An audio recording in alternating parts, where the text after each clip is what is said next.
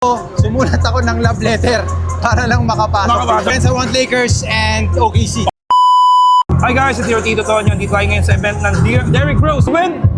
Derrick Rose himself. Hindi, joke lang. Gerald Napoles. So, Derrick Rose, nagpunta na dito sa Pilipinas last September. So my question is, nandun ka ba nung event na yun? Wala ako dun. Pero nakita ko siya sa social media.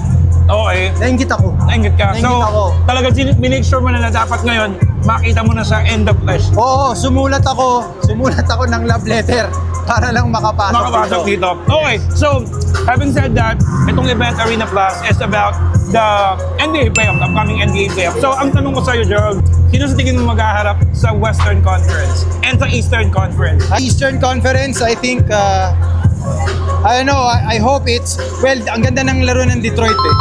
Okay. Ganda ng laro ng Detroit.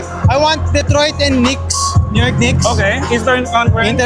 And then sa Western Conference, I want Lakers and OKC. Or sino ang napupusuan mong manalo ng NBA Finals this season?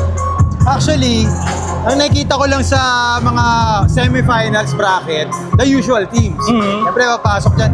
And I think, ang Knicks babawi ngayon eh, para maging, sila, Eastern Conference Finals champion. OKC is the defending champion, but there's something in me that I wanted to give to LeBron James. Because we don't know if he's gonna play next year.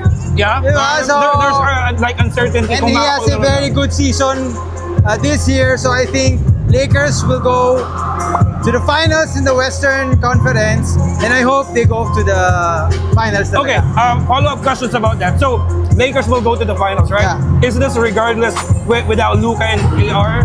Regardless. Okay, so LeBron all the way? LeBron all the way. Pero tingin mo mas malaki ang chance sila manalo ng championship if may Luka and AR, di ba? Mas malaki yung chance ko may Luka, ngayon mas maliit kasi may Shea yung kapila.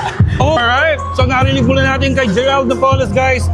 Knicks in Detroit, Eastern.